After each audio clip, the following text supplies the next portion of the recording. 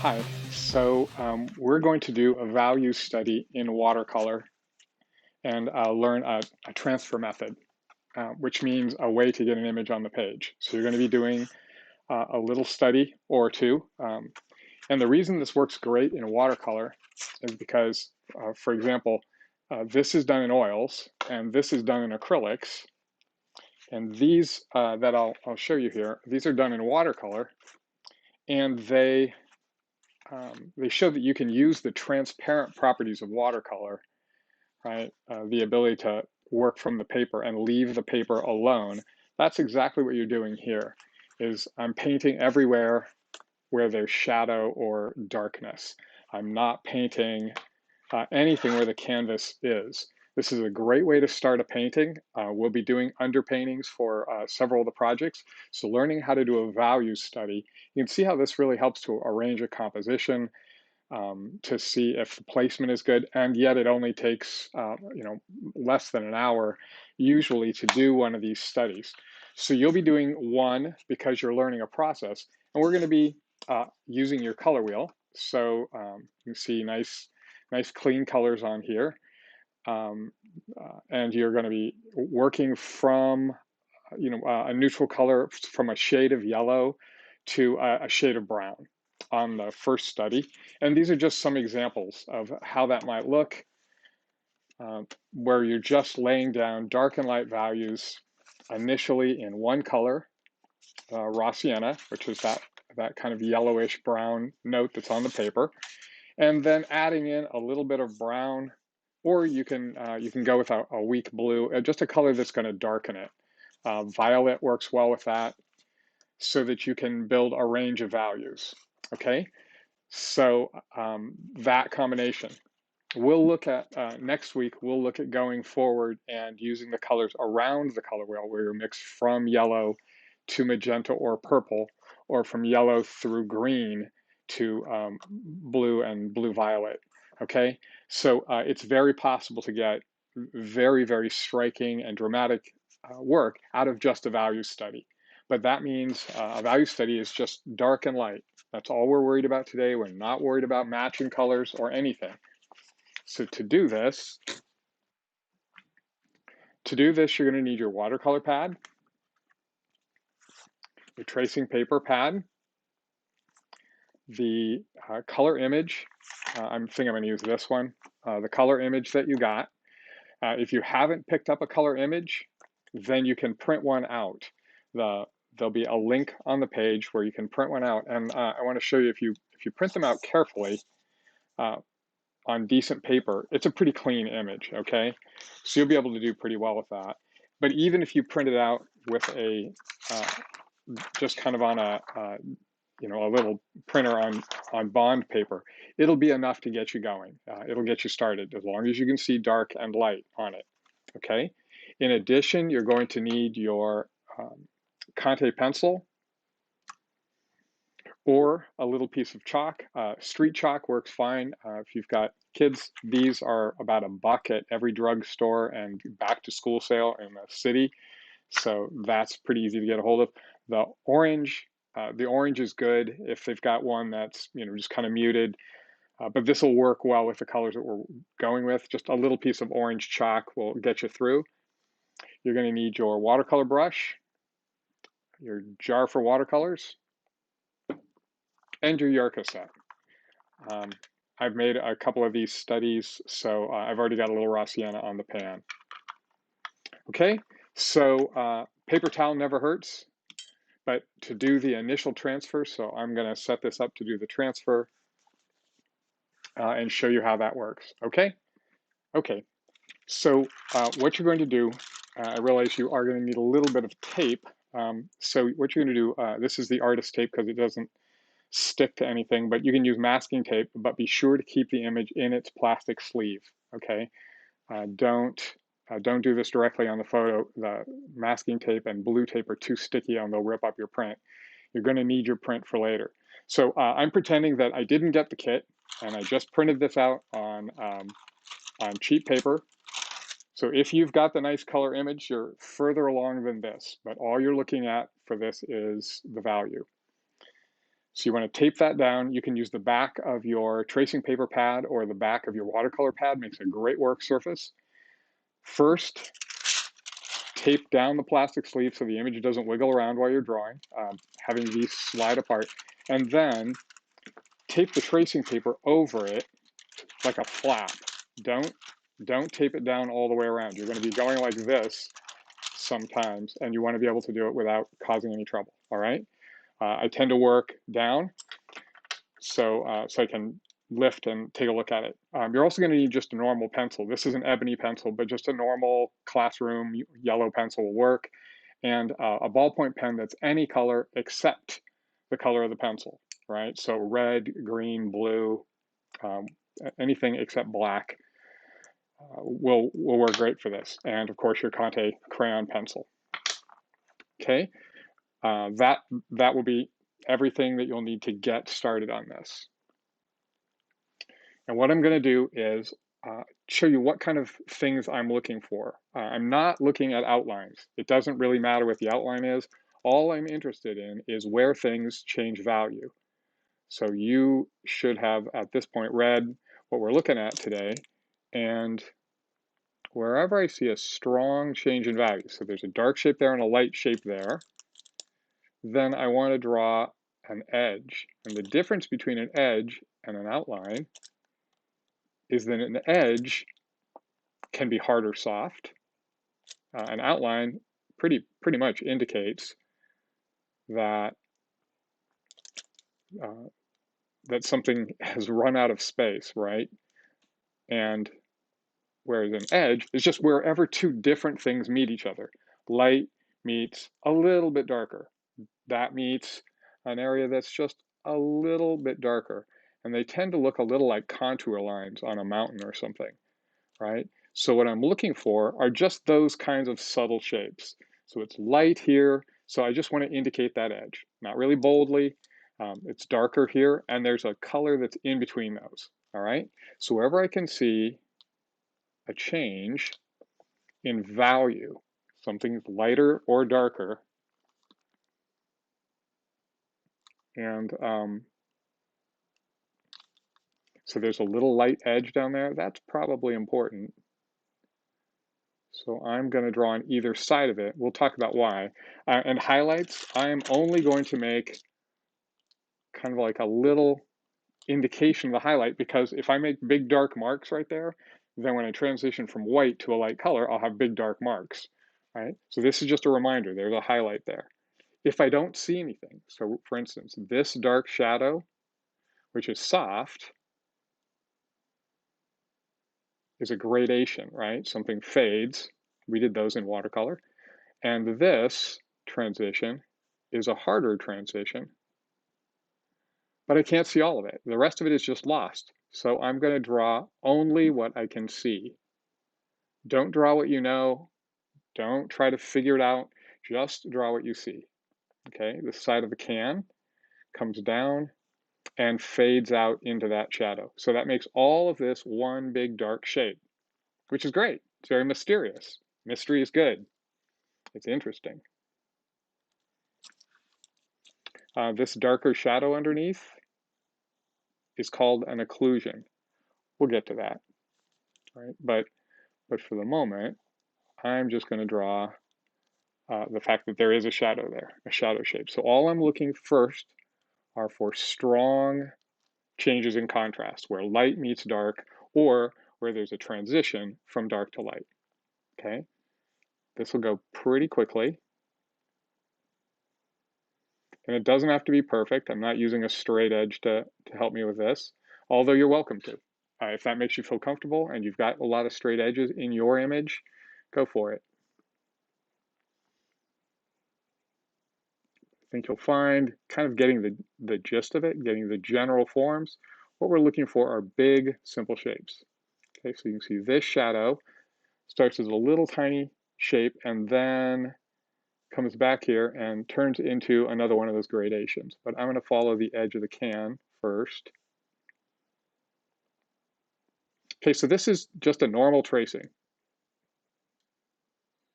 I'm sure everybody has traced something sometime. You can do this with a projector. There are many artist projectors out there. And while it is easy to think of this as a cheating process, what it really is just a way to have a little more confidence in your drawing. And going all the way back to the late Renaissance, artists have been tracing. Um, they learned to trace in school, like you are. Okay, so I've just got a few more dramatic shapes. I've got this soft shadow. Again, I'm going to indicate really light forms very lightly. And all it is a little bit darker than that shape. There's another kind of range of shadow here that comes down like that. And I might be seeing, I'll flip up the paper in a second. Well, I might be seeing something there. There's a cast shadow. Cast shadows are pretty clear. I'm going to beef that up a little bit. There is another little piece of paper. So there's a sharp edge right there and an edge there. And then that fades into this same shadow, right? The very same shadow from that can. And a little bit darker space there. So that's plenty. That's plenty to work with. Okay, but because I'm cautious, what I want to do is look at this, kind of flip back and forth, and see if there's anything. Like, do I need just a little bit more edge there? Maybe. Are there any transitions that I missed? So the details on here, unimportant. Little lumps and bumps, unimportant. Okay, there is where this lighter shadow transitions into that darker shadow. That is kind of important. And this fades from light to dark, which continues across like that. Okay, so that helps. I don't see any changes. The background appears just to be pretty dark. There is a little bit of an edge here. So actually this transition does happen, but it's very, very subtle. And does it continue down there? I don't know. Yes, okay. So there is a little bit of a transition here.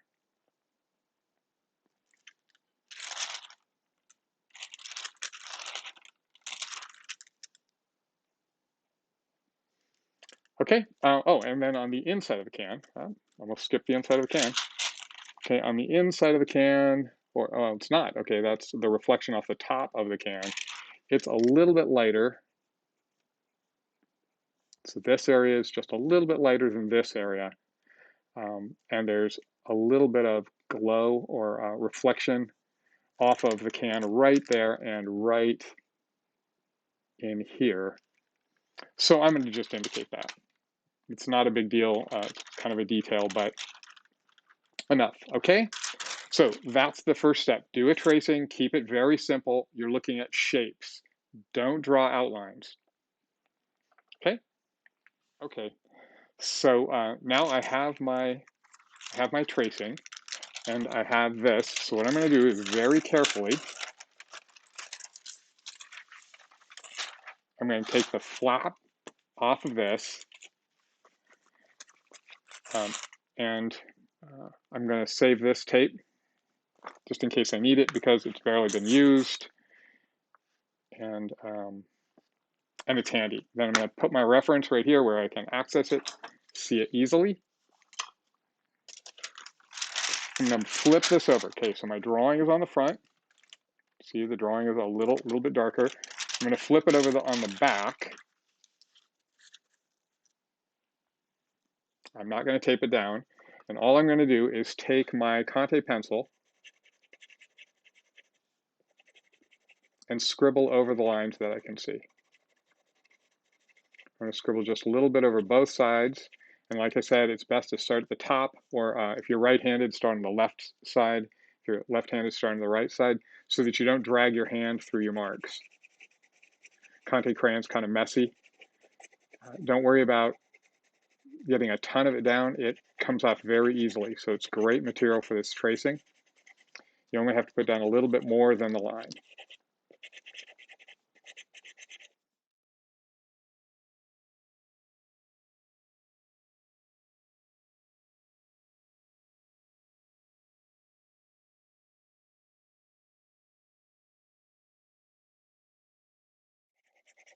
And like I said, if you don't have your Conte crayon, you can use a piece of sidewalk chalk or run down to the drugstore, even a lot of grocery stores, and just get a little bit of colored chalk. And the orange or brown, just a duller, lighter color is better. That's why orange, it's a little lighter than brown. If you use a darker color, make sure you make your marks very light. You might want to play with that a little bit. If you've got a lighter color, you've got a little more room to work with.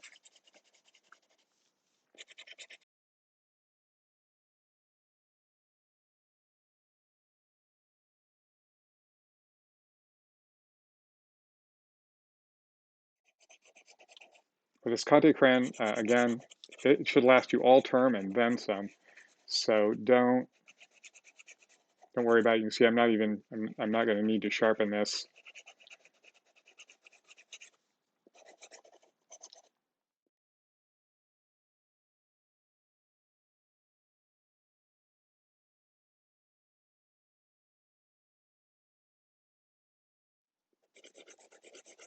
Now, the reason we're learning this is because an awful lot of people coming into a painting class have not taken a drawing class, and they're very insecure about their drawings, or people have taken a drawing class and they're very secure in their drawings, but they tend to work slowly. Doing a good drawing can take quite a bit of time, and then the drawing becomes really precious. It's really important to you. And if you remember The Lord of the Rings, it's never good to attach to something that's precious. It leads to tears on down the road. So to keep this from being too precious, just don't invest a ton of time in it. Just do it carefully and well. Okay, then I can flip this over and look at it and make sure that there's Conte crayon behind all my marks. And there are two little marks there I don't have Conte crayon behind because the marks go light. Maybe three.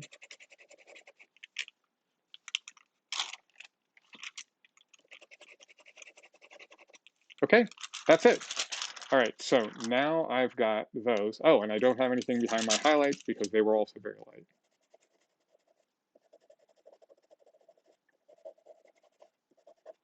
Okay, now this helps in a couple of ways. Because of this, now I'm kind of reminded, I've looked at it frontward and backward, I've gotten to play with it. So now I've got something to remember this by. If you have to take a break now, like if you have to break this into steps, then when you get to this step, if you're stopping, fold it in half this way and just go like that. That way the chalk is on the inside, right? See, there's no chalk out.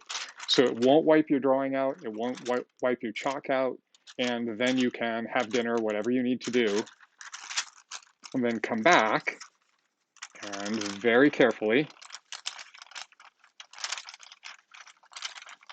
open this up. These tracings can be used several times if you use a different colored ballpoint pen each time. But in the meantime, what I'm going to do is store it with a chalk up so it doesn't rub off on the other stuff around here.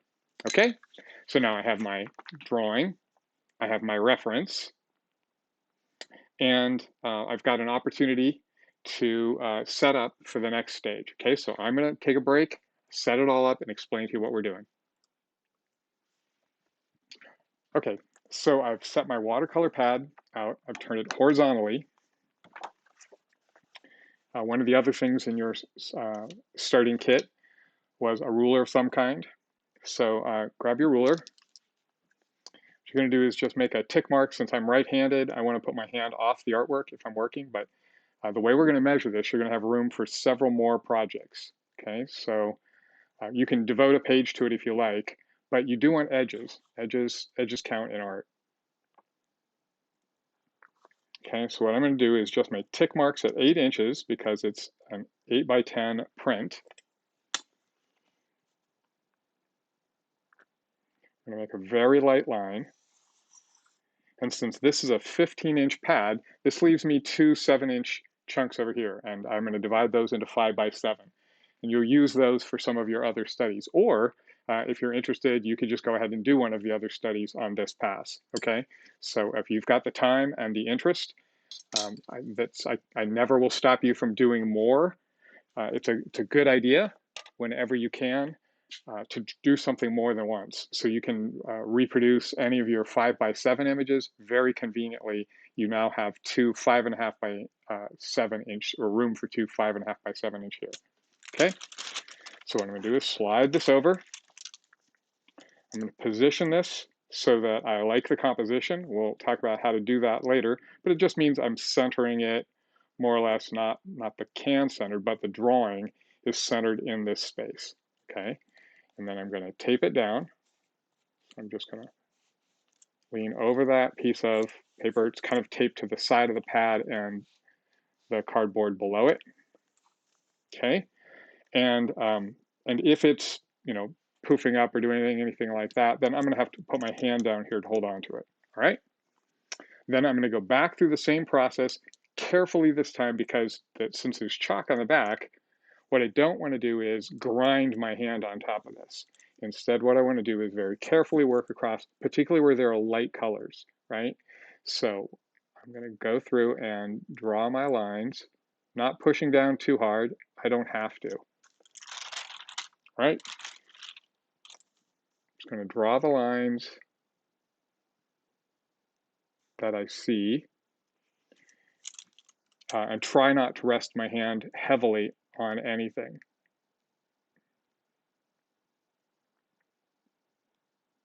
I want to be reasonably precise, but don't go crazy. I mean, don't make yourself stress out.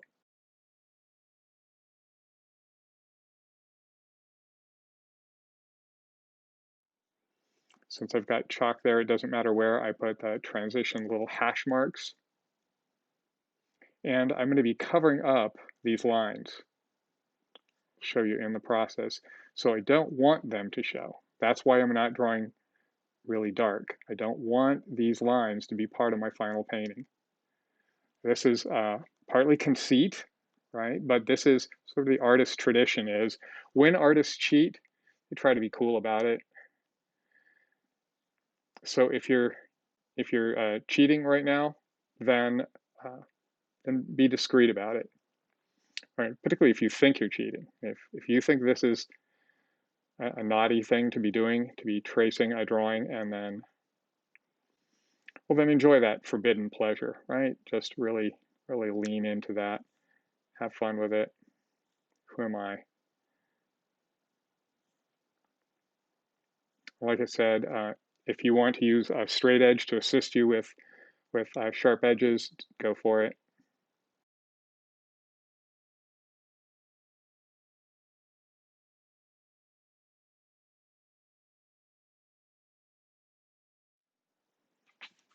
Didn't get that line quite right. Off the chalk. It's one of the reasons to put the chalk only behind the lines, because then if you're too far off, it's not transferring, because you there's a little occlusion up there, so slim occlusion.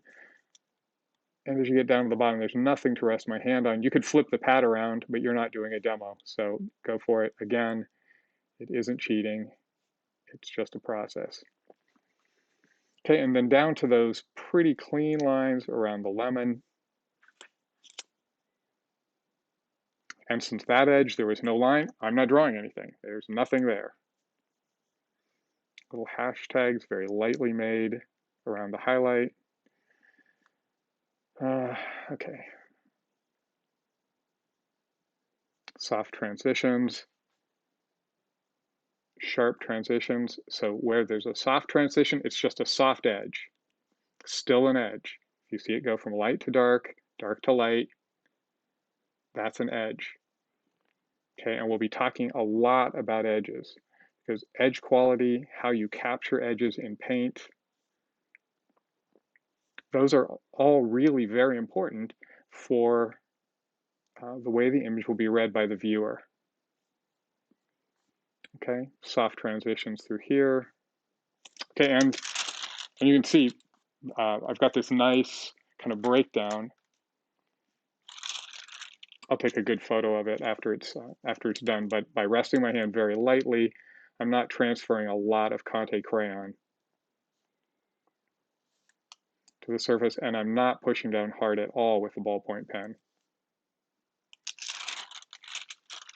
Okay, so now I just need the bottom of the lemon, which was, as I recall, a pretty clean transition. So I'm going to go ahead and draw it that way. All right, so that should be my tracing. Now I've done a tracing here. I put tone on the background, and then I've done a transfer. That's called a direct transfer. This works for when you have an image that you want to transfer that is the same size as the painting you want to do. Okay, and this is one of the reasons why you have a number of 8x10 panels in your kit, is because if you're just not feeling confident about your drawing, and we'll look at several other ways to do transfers, but if you're not confident in your drawing, you can just do a direct transfer. So the last stage of this, having done that, having looked at it, before I peel this off, before I untape anything, because once I untape it, it's going to be hard to get back in the exact same spot. If you plan to take a break and you don't think you're going to be able to come back to it, then make a little registration mark for yourself. So just in one corner, do that, and that way you can find it. And the other corner, sorry, on the underside first. On the other corner, do that. That way, if your tracing paper moves or you have to stop, you can come back, and you can just come back and erase those marks, okay? Because they're in pencil. Okay, so the last step is to check this with my image. Look at it with my image. You can see that transition. Just going to kind of follow it down.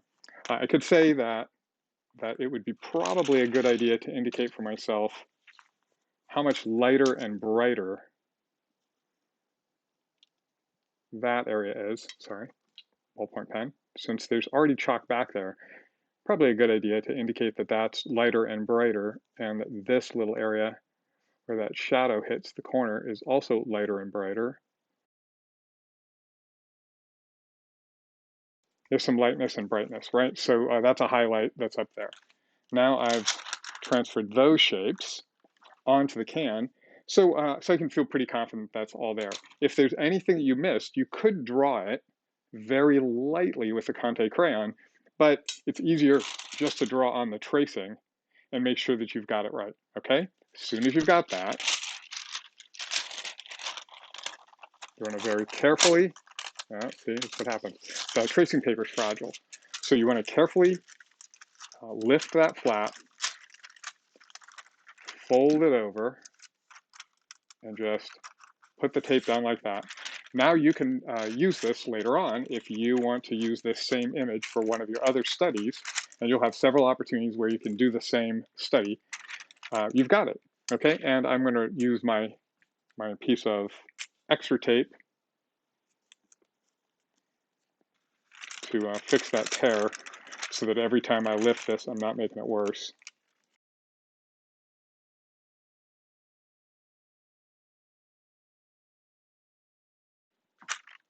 Okay. So now all I need is this and this, and I'm ready to start doing a value study. Okay, so I have my image, I have my reference image safely in a plastic sleeve, so nothing bad happens to it. What I'm going to do is just take a little bit of raw sienna, I don't need much, add a lot of water to it, and looking at the reference, all I'm going to do is I'm going to very lightly go over the lines everywhere except where it's light. So I'm going to leave the light alone. So everything over here is somewhat in shadow. I'm just going to come down that edge and stop when I get to the lemon. Just going to go over that edge a tiny bit. So you get a chance to practice some brush control. These will make for very soft edges later. So all I'm going to do is put down a very thin layer of paint here, and only in the dark. when I get to the areas where it's light, I'm going to barely touch the line.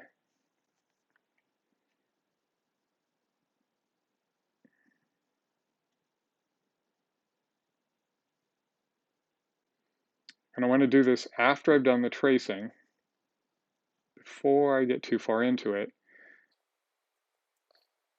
This will do a couple of things. One, it's going to make you feel very confident, and it's pretty cool.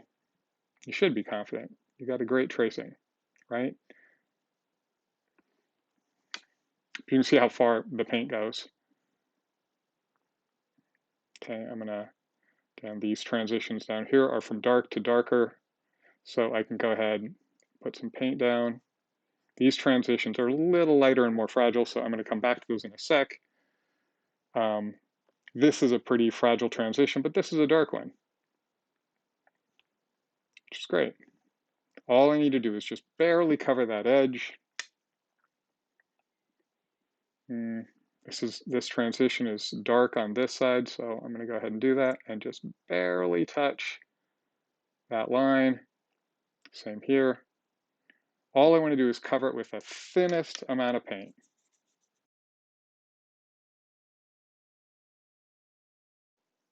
Okay, and then I'm going to add some more water to it. Okay, now there's more water in it, so I'm creating a lighter light color. And I'm going to look on here and see which side is light and which side is dark. This side is lighter. That's lighter than this in my reference. So I'm going to go with that. And this area is darker. So I'm going to use that to do my transitions. This piece of paper's got a little form to it, so I'm going to go ahead and let a little bit of value be there. That transition for the lemon, you see, get a nice soft transition. Get a couple tick marks. I don't actually want to paint into my highlight, so while I got that,